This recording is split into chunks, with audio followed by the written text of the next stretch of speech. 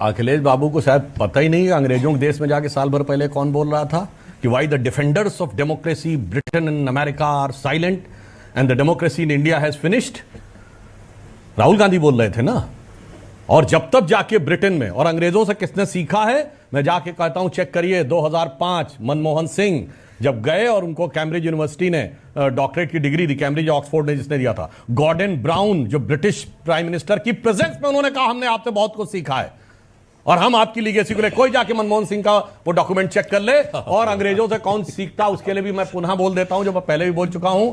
16 मई 2014 को मोदी जी के नेतृत्व में हमें क्लियर मेजॉरिटी मिली थी। 18 मई 2014 को लंदन के अखबार द संडे गार्डियन ने अपने एडिटोरियल में लिखा है कि this day 16th of May 2014 should be considered India second tourist with destiny, because अभी तक जो दल शासन कर रहे थे वो ब्रिटिश कॉलोनियल लीगेसी के माइंडसेट वाले थे, उनके ऊपर इंपैक्ट था। पहली बार एक ऐसे दल का शासन आया जिसमें कोई जानते, उसने क्या वर्ड लिखा है, this day 16th of May 2014 should be remembered in Indian history on which the Britishers finally left India.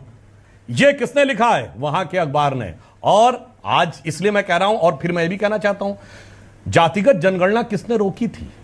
1951 में नेहरू जी की सरकार ने रोकी। नेहरू सरकार ने नहीं रोकी थी, संविधान सभा ने रोकी थी, क्योंकि सरकार 52 में चुनाव के बाद बनी है, जिसमें सारे लोग, लोहिया जी, जयप्रकाश जी, सारे के सारे लोग शामिल थे। और उन्होंने ये कहा था कि हम इसलिए नहीं करेंगे क्योंकि ये डिवाइड एंड रूल था। चलो कोई बात नहीं, आज आपका मन है तो बदल दो। और अंत में कहूंगा, जब लड़ाई होती है तो क्या कहा जाता? साम दाम दंड भेद। आखिरी होता जब कोई ना चले तो भेद। और अब ये भेद का जो चाल चली जा रही है, ये क्यों चली जा रही है? क्योंकि 2021 में पूरी दुनिया की यूनिवर्सिटीज में अमेरिका में कॉन्फ्रेंस हुई, डिसमेंटलिंग ग्लोबल हिंदुत्व। 2021 में मैं फिर बोल रहा हूं, हेनरी लूसी फाउंडेशन के क्रिस्टोफर शेरलॉट ने बाकायदा यह कहा कि कई लाख डॉलर के सपोर्ट से, मतलब प्रोजेक्ट के लिए अलॉटेड था फंड, वो क्या था कि हिंदू मेजॉरिटेरिज्म को कैसे कंट्रोल करना। उन्होंने कहा कास्ट सेंसस का प्रोजेक्ट लेना। 2021 से पहले कोई इनका स्टेटमेंट दिखा दीजिए राहुल गांधी जी का जातिगत जनगणना के बारे में। अच्छा, बटोगे तो कटोगे का मतलब क्या है? जरा हम लोग को मतलब समझाइए, पहले समझिए। बटने से कटने का मतलब, यहां पर चुनाव होता तो कुछ नहीं था। हाँ। जहां पर देश में हिंदू कमजोर पड़ गया, वो हिस्सा देश से कट गया।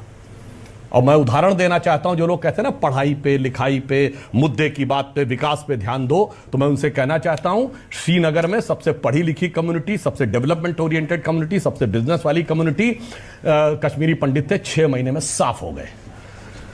लाहौर में 1947 में 75% पॉपुलेशन हिंदू और सिख की थी, 90% बिजनेस, पढ़ाई, सब में वो आगे थे, 6 महीने में साफ हो गए। कराची में हिंदू सिंधी और हिंदू पंजाबी 2/3 से अधिक पॉपुलेशन थी और 90% बिजनेस और उस पर कंट्रोल था, 6 महीने में साफ हो गए। काबुल में 1/3 थे 1950 तक, हिंदू और सिख, बिजनेस पे कंट्रोल 80% था, साफ हो गए। और तो और बताऊं, इवन याद करिए पुराने जमाने गाना मेरे पिया गए रंगून, वहां से किया है टेलीफोन।